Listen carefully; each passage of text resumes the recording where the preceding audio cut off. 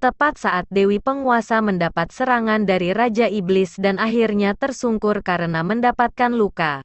Pada saat itu pula Kaisar Sulanling menjatuhkan gulungan surat yang sedang dibacanya.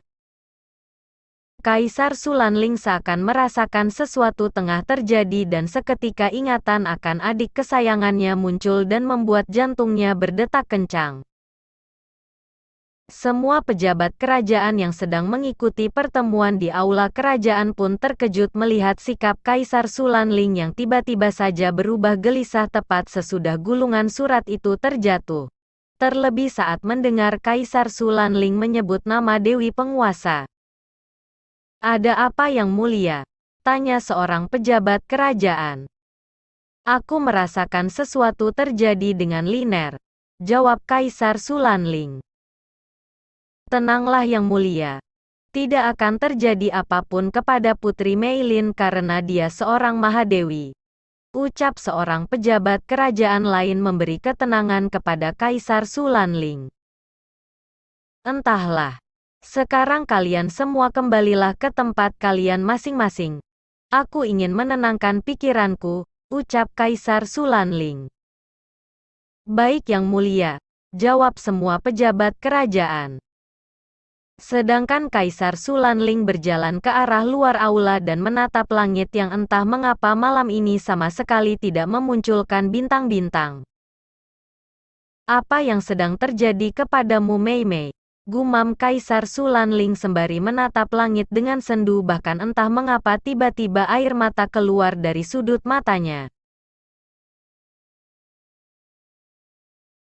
Feng pun yang merasakan hal sama pun berusaha untuk tenang meskipun dirinya juga khawatir dan Feng hanya bisa terdiam berdiri di belakang Kaisar Sulanling karena menurutnya percuma berbasa-basi mencoba menenangkan tuannya karena memang sesuatu pasti telah terjadi di dunia atas sana. Setelah puas menatap langit, kini Kaisar Sulanling kembali ke kediamannya dan memilih untuk menenangkan diri juga bersabar menunggu kedatangan Dewi Penguasa sembari mendoakan keselamatannya karena hanya itu yang bisa ia lakukan saat ini mengingat dirinya tak akan mampu menembus dunia atas. Sedangkan di dunia atas para dewa dan dewi sedang bertanya-tanya kemana Dewa Kegelapan membawa tubuh Dewi Penguasa yang terluka dan apakah sang Dewi Penguasa baik-baik saja. Itulah yang mengganggu pikiran semua dewa-dewi juga para penghuni dunia atas. "Kemana Dewa Kegelapan membawa Yang Mulia Dewi Penguasa?" tanya Dewi Bunga. "Entahlah. Yang terpenting adalah semoga Yang Mulia Dewi Penguasa baik-baik saja," jawab Dewa Angin. "Sudahlah, kita percayakan Yang Mulia Dewi Penguasa kepada Dewa Kegelapan dan kita pun harus melaksanakan perintah Dewa Kegelapan untuk menjaga istana surgawi juga dunia atas maupun bawah," ucap Dewa Perang. Mereka pun menganggukkan kepala tanda mengerti. Kemudian berpencar untuk melaksanakan tugasnya masing-masing. Ya, saat Dewa Kegelapan akan meninggalkan medan perang dengan membawa tubuh Dewi Penguasa yang terluka itu, Dewa Kegelapan berpesan kepada dewa-dewi untuk menjaga istana surgawi dan kelangsungan hidup dunia atas maupun bawah untuk sementara waktu sembari menunggu kesembuhan Dewi Penguasa. Meskipun mereka bertanya-tanya akan di mana keberadaan Dewi Penguasa, tapi mereka tetap melaksanakan tugas mereka seperti sedia kala. Sedangkan di suatu tempat yang indah penuh pepohonan dan ketenangan itulah sesosok wanita cantik dengan wajah pucatnya yang sedang tertidur dengan tenang di atas kasur yang indah.